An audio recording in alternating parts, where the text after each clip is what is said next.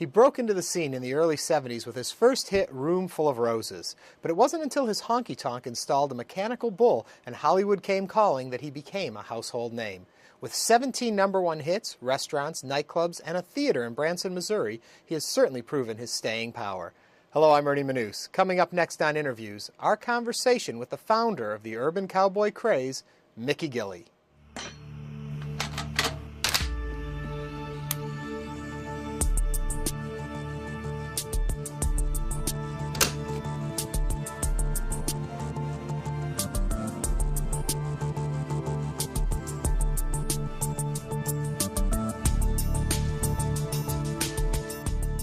First thing I've always wanted to know about you, did you ever ride the mechanical bull? Rode it real slow to take pictures on strictly for publicity. Yeah. I never tried to ride it like those other guys rode it. How in the world did all of that come to be, GILLEY's? Well, the mechanical bull came about because my business partner, when I had a hit record back in 1974, he decided he needed something for GILLEY's, and I was leaving, going on the road with Conway and Loretta. So he decided he would put the mechanical bull in the club. When I came in to play the club again, I thought it was a mistake. But it turned out to be a pleasant surprise because it caught on and everybody wanted to come to GILLEY's and ride the mechanical bull. All the people working at the plants around the Pasadena area, they wanted to be a cowboy on the weekend. So, when they got off from work, they'd come out to GILLEY's and get on that mechanical bull. And actually, it was never meant to be an entertainment establishment. It was meant to be a rodeo training device, and that's exactly what it was. It was a rodeo training device, but I don't know whether you noticed or not, but a bull, he's hinged. That's the reason why he's so hard to ride. But the mechanical bull was more like a bronco than anything else, but they called it the El Toro mechanical bull. But everybody enjoyed coming out and trying to ride it, and depending on the operator is what made it feasible to stay on it. What made what happen? Was it the club made your career happen, or your career made the club happen? I think that me having the hit record Room Full of Roses back in 1974 started turning things around slowly. Everybody up until that point in time accused me of copying my cousin Jerry Lewis, and all of a sudden I had this #1 song called Room Full of Roses, and I had learned the song from my cousin Jerry Lee and Reverend Swaggart. We all grew up together there in Fairdale, Louisiana. The only reason why I hadn't recorded it before then is because, I'd been recording, but nothing was happening with my career at all. But the club gave me a chance to relax a little bit. We opened the club in 1971, and things began to make a slow turn. Yeah. Take me back to your childhood. Now, you had a cousin that you're saying, Jerry Lee, who was quite successful. At what point did you realize, hey, this is something I can do too? Well, I decided that after Jerry Lee hit with a whole lot of shaking going on, which was back in the 50s, the middle 50s, Elvis had already hit. Jerry Lee came along. He went to Memphis and met with Sam Phillips and went to Sun Records. And next thing I knew, he had a song called Crazy Arms, and then he had a song called Whole Lot of Shaking going on. And when I seen that Jerry Lee was doing quite well in the music industry, I was very excited about it. So I felt like at that time, I said, if he can do it, I can too. I didn't realize it was going to take me that many years to make things happen for me, because I started playing clubs and everything was going on pretty good for a while. Then all of a sudden, Room Full of Roses came along. After GILLEY's is what made things happen for me more than anything else, because I began to relax. I got a local television show, started doing the TV show, and the next thing I knew, it was a pleasant surprise to have a hit record on the charts. Now, if I remember the story correctly, you were touring around doing your own music at the time, and a partner came to you and said, hey, listen, we have this club, we want to make you the house band, will you come in? And that's how GILLEY's came to be. Yeah, basically that's what happened. I'd been playing down the road from where GILLEY's is located at, and I'd been working there for, about 9 years, in one spot. And when I left there, he came looking for me. He thought that I had a part of that club, that I owned part of it, but I didn't. I was just a musician, playing and singing. And so he came after me and he said, I got this club down the street from where you was working at, and that's where you need to be, because that's where your crowd's at. And he talked me into coming over to look at it. And when I first took a look at it, first thing I told him was, I said, need to tear it down. It was really in deplorable shape. But he said, I can fix it, I can make it look, how you want it done, So I started giving him all these demands. And he said, if I do all that, will you come to work, And I said, what's the deal? He started to tell me what he's going to do for me, you know. I said, well, if you're going to give me a salary, I said, because I can't come over here and play for nothing. I got to have a salary. And so he agreed to give me a salary. So I didn't think he was going to do it. So, I mean, I just upped my price, you know. I doubled my price at that time. I was making $200 a week. I said, I need $400 a week. Well, I never made that kind of money. I was in 71, you know. He said, if I do that, you come to work. And I said, you got a deal. Next thing I knew, I saw him changing everything around. He said, what do you want to call it? And I said, I don't care what you call it, anything you want to. Call it Sin-Den if you want to. He said, let's call it GILLEY's. I said, that's a great idea. I've never seen my name in lights.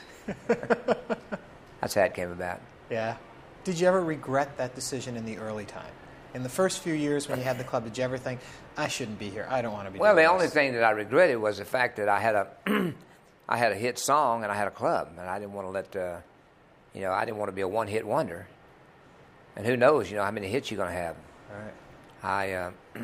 I had that Room Full of Roses. It was #1 song, and I didn't know whether I was going to never have another one or not. So I was trying to hold on.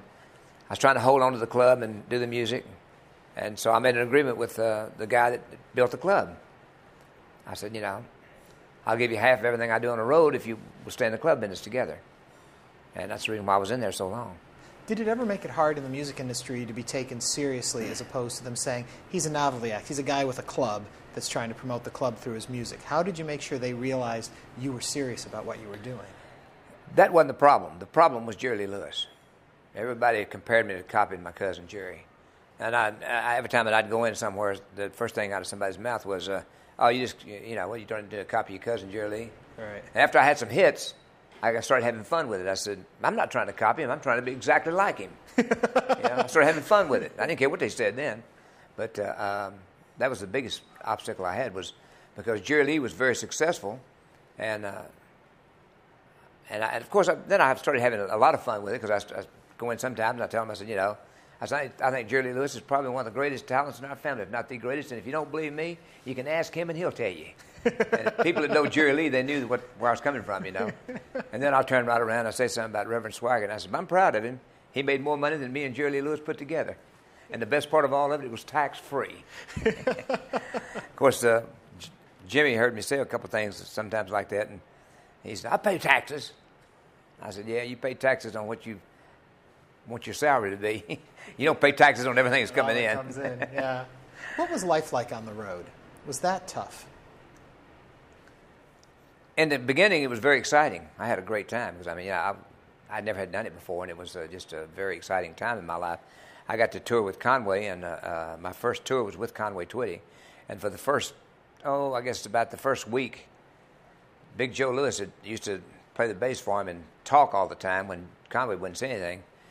I walked up to him one day and I said, I don't think Conway likes me, Joe. And he says, yeah, he does too. He called me Gilliam or something like that. And I said, he never says anything to me. He said, all he does is speak, and then goes on about his business. He says, well, that's just Conway's attitude. And next time you see him sitting up there playing his guitar, go up and sit down and just talk to him.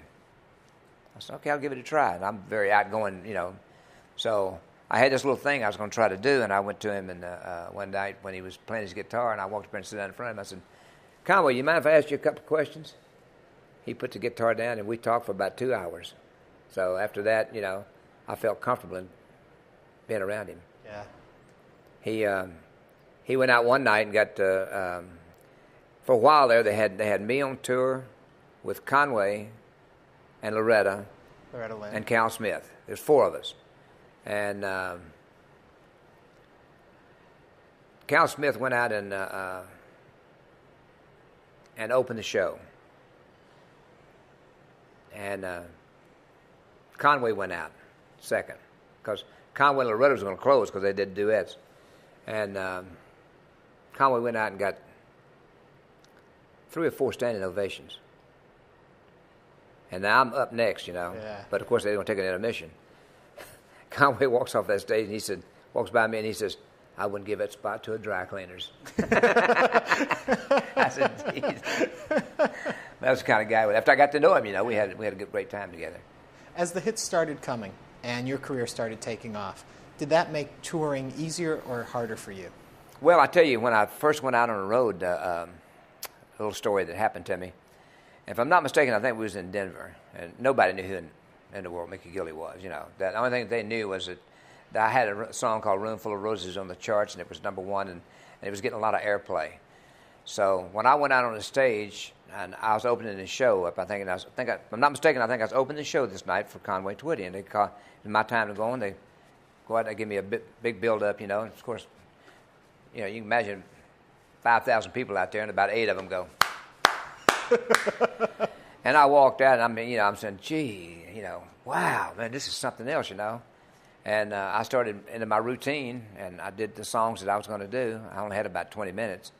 And then I hit her an arpeggio down the piano. If I sent a rose to you. The crowd went, yeah! You know, I went, wow, what happened? And all of a sudden, it dawned on me, you know, I didn't have the name that I needed in the music industry to be successful. I needed a name so people would recognize, you know, not book me by a song, but book me because of who I am. And so that was one of the things that I really had to work on. But after Room Full of Roses, I had 4 #1 songs in a row. I mean, 3 #1 after Room Full of Roses. So had 4 #1 songs in a row. And so then people began to recognize me when I walked in place or when I went somewhere. Yeah. Then all of this just goes insane with Urban Cowboy. Well, the Urban Cowboy went nuts on us. I mean, I never dreamed that it was going to be as big as it was. It was just unbelievable. Tell you a little story. We went to Six Flags. It was in Dallas. And the first time I ever seen a bus get a standing ovation. Unbelievable. I mean, I could not believe it. I'm sitting on the bus, and we drive in. Of course, they got these big stands up there. You know, the bus drives in, and everybody on the stands, they rise, and you hear them going off, you know. And I said, whoa. But it was me and Johnny Lee, you know. We had these 2 songs that were #1 songs. He had Looking for Love, and I had Stand By Me. So it was quite an ordeal, and it was a lot of fun. We had a good time. That was a very, very exciting moment in my life. Now, as I understand it, Esquire magazine had written an article about your club and the whole movement that was happening around your club. They had an article about the Mechanical Bull. Ah. Yeah, the Mechanical Bull is what caused the whole thing. So that really was the reason all this began. Yeah, because this was I think it was 1977 or 78. 78, I think. Aaron Latham came down from New York City to talk to the people around the club because the Mechanical Bull was causing so much stir. It was something different, you know, that never had been done before. And like I said before earlier, it was a rodeo training device. It was never meant to be an entertainment establishment. And that's the first thing that I told Mr. Cryer. I said, you know, people can get hurt on that bull. We're going to get all kind of lawsuits. But, I mean, look what it did for us, you know. But he came down. Tell you a little story about that, too. Bob Claypool was a dear friend of mine. He's not with us anymore, but he used to write for the Houston Post when they were in business here in the Houston market, Pasadena. And he was in the club that night. And he had written a book called The Gilley Rats. And people, you know, were buying the book, and they liked Claypool because he wrote good. And he was in the club, and this guy Aaron Latham came in, and of course struck up a conversation with Bob Claypool. Now Aaron Latham is Leslie Stahl's husband. Ah, okay. To give you a little background. And so he came down to write an article for Esquire about the Mechanical Bull. So he met Bob Claypool. Bob, of course, introduced himself and being with the Houston Post. So they got to talking. And he said, Bob said, would you like to meet the guy that owns the club? And, of course, he was talking about Mr. Cryer. So he said, I'll introduce you to him. So all of a sudden, here comes Sherwood walking up, you know, because he used to stand there all the time. He looked at everything. He looked everything over at the club. And he was carrying some garbage out. And he always dressed in some overhaul type things, you know. I mean, he never dressed to the part that he was a, you know, very wealthy man with his club and all the popularity we was getting on Gilley's. He said, Sherwood, come over here and say hello to Aaron Latham. So Sherwood set the thing down. He walks over and he says, this is the club owner. This is Mr. Cryer. And they shook hands, and he said, I'll be back to talk to y'all in a minute. And he went back and picked the garbage and and the guy turned to Bob Claypool and he says, I didn't want to meet the janitor. I wanted to meet the owner of the club. He said, you don't know this, but you just met him. That is the owner of the club. And at that point, you guys were already the world's largest nightclub? Well, we were listed in the Guinness Book of Records as being the world's largest honky-tonk. That's amazing. Yeah. Yeah. The only mistake they made, they said Houston instead of Pasadena, but it was in the Guinness Book of Records. Yeah. So then they decide they're going to make a movie out of the article that gentleman wrote about the mechanical bull Urban and all Cowboy, that. yeah. And that becomes Ballad of the Urban Cowboy, and I'll tell you a little story about that too, because I was very set aside when that thing came out. I mean, I was a little upset with it, because every other word was boy meets girl, twang, twang. Boy falls in love with a girl, twang, twang, you know. Boy sings a song for the girl, twang, twang, you know. And I said, they're making fun of country music. And country music was my life. I didn't like for anybody to make fun of what I was doing, you know, for a living. And I wasn't too happy with it.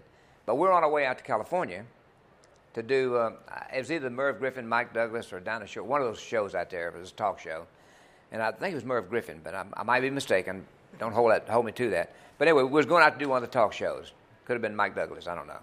But anyway, I'm sitting there with Cryer, and he says, now look, I know you don't like that article. I said, well, I just think he's making fun of country music, you know. I said, I didn't say I didn't like it. I just don't like the way he portrayed country, you know. He said, well, let me tell you something. He says, we might get a film out of that article. And I said, have you lost your ever-loving mind? Who would ever do a film on this thing here? This is ridiculous. And he said, no. He said, they're talking to John Travolta about doing a movie on this article. And I thought about it a minute, and I said, no, wait a minute.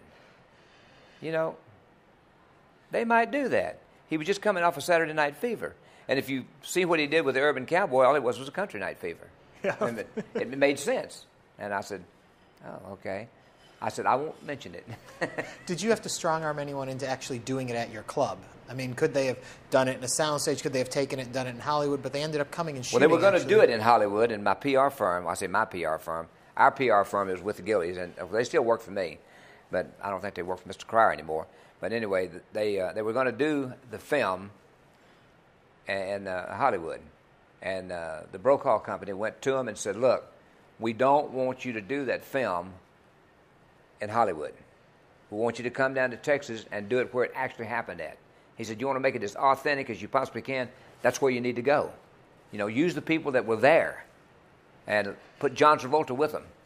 And so they agreed with him. So they came down, and they paid us a fee to use the club during the day, and we opened the club at night. So it was a win-win all the way around. Yeah. When did you know that it was going to be as big as it was? At what point did it hit you? It hit me when they released the film, and the next night I was driving down Spencer and got close to the club, and I could see these lines of people all the way out to the street trying to get in. Yeah. And I went, oh, man, this is unbelievable. But Jim Bridges, he's no longer with us either. You know, he was the director. He directed China Syndrome, and he directed that. And he told Cryer at the time, he said, this club will never be the same after we do this film. Boy, was he ever right. Yeah. Country music was never the same after that well, film either. You know, the thing that I really appreciate about the film, too, if you think about it, all these guys that are wearing cowboy hats now, where'd he come from?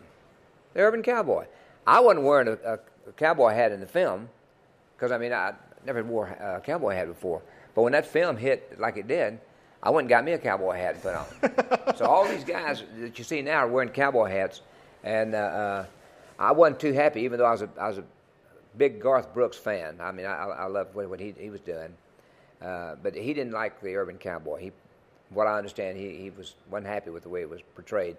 But it was a big thing in my life, and yeah, I thank John Travolta every night when I go to bed. Thanks for keeping my career alive, John. And not just alive. I mean, you became known as country music. Well, it was. I was in the elevator one night in Nashville. I was at the Roadway Inn of all places, and I'm going down in the elevator. I'm going out to the lounge to get something to drink. I'm not going to tell you what I'm drinking, but I'll get a drink. And some guy was in the elevator, and he said, I just want to thank you for what you've done for the Western Wear. And I said, beg your pardon? He said, I just want to say thanks to you for what you've done for Western Wear. And I said, well, you don't need to thank me. You need to go thank John Travolta. I didn't bring that on. I said, he's the one that wore all those jeans and everything else, the cowboy boots, you know. He's the one that made it happen. It took somebody like him to make it come together. Anybody else played the part, I don't think it would have been near as successful. Yeah. That's amazing. And then the club, eventually we lost the club. Well, the only reason why the club closed was because it started. There was never any upkeep done to it. It just completely started deteriorating, and I begged him. I kept begging him to make some changes.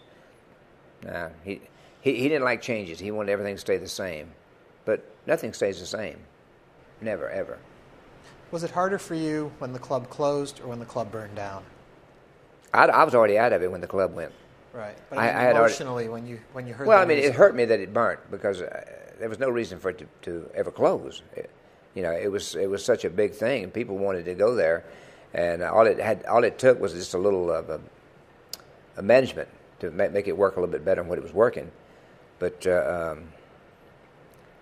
and we had many chances to expand it, different parts of the country. GILLEY's didn't want to do that either. And I think the bottom line, when you stop growing, you start to die. Yeah. Now you've gone on, and Branson, Missouri now is kind of the place for you. Well, I went to Branson, and I think in 1988 or 89, when you're having so much fun, you can't keep up with it. But anyway, it's been God sent to me because I still enjoy playing music, and I got a nice theater. I'm in Branson, and I have the the restaurant right next door to the theater there in Branson. So we do our shows and have a comedian. We do skits on the stage. And this year we're going to start doing DVDs so that people can, if they want a souvenir of the show, they can have it. Yeah. How has country music changed from your point of view over the last 10 years or so?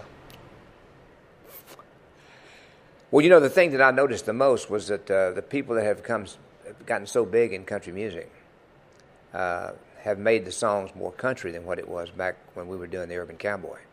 That's the only thing that I noticed. I noticed, too, that the people that write their own songs seem to do better. Yeah. They write their own material. That was one of my faults in the music industry. I wasn't a good writer. I couldn't create. I had no creativity as far as music was concerned, as far as the songs. They'd bring me a song, and I could sit at the piano and put it in my liking, and put a style to it of some sort. And even though a lot of people accused me, like I said, of copying Jerry Lee, it didn't bother me after I got had some hits. Is country music on an upswing now? Do you think it's leveled out? Do you think it's changing? Seems to be bigger than ever. The way the Houston Livestock Show and Rodeo out here is going, we've got some acts that coming in there that are just packing the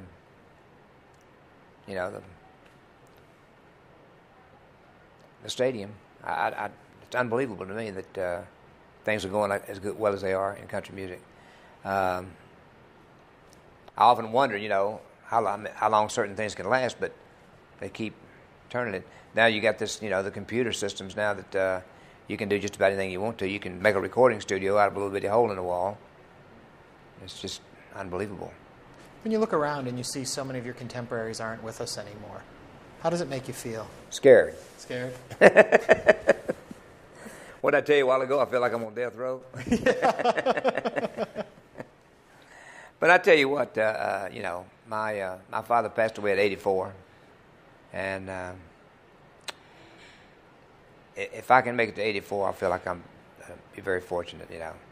I can tell the difference now than when I used to. When I'd finish a show, I wanted to go, sit in the lounge or something and have a few drinks. Don't want to do that anymore. Yeah. I give up smoking, give up drinking, give up women. Is the thrill still there when you walk out on the stage, though? Does that stay the same? I have a great time when I walk out to perform for the people. I feel like they come to hear me sing the songs that were hits. So I try to do as many of the hits as I possibly can. And I have two young ladies that sing with me, and we try to do, I had a hit with Charlie McLean called Paradise Tonight. I do that with one of the girls, Casey Bays, and I do Candyman with the other lady. Just trying to think of Katie Lynn. I do some songs with her too. I'm not really sure if, but this year we're gonna try to change the show up around, turn it around a little bit, and do some different things. Yeah. Do you, though, still get the same thrill as you got when you were 30 and walked out on the stage, or 40 and you walked out there? Does that remain the same? Well, it's better for me now because I feel like that I have learned so much about performing. I walk out now with more confidence. Back when I played the theater that your family owned, I was scared to death probably when I walked out there. Still shaking. You're not scared. Now, not only are you walking on the stage, you own the stage you're walking out on. How about retiring? Ever? I don't know about retiring. I keep thinking about it. They keep asking me when I'm going to retire, and I said, as long as I can walk, as long as my health holds up, I hope I can keep performing because I enjoy doing what I do. It's the only thing that I know. You know, I sit at the piano and sing, Don't the Girls Get Pretty at Closing Time? Well, that's all that matters to me. You Don't Know Me, or one of those songs that was a hit for me. And the people, they keep saying... When you're home alone, do you play the piano and sing? No? If I'd practice, I'd be a lot better. Well, Mickey Gilley, thank you very much for taking the time to sit down with us today. Thank you. Truly a pleasure. Mickey Gilley.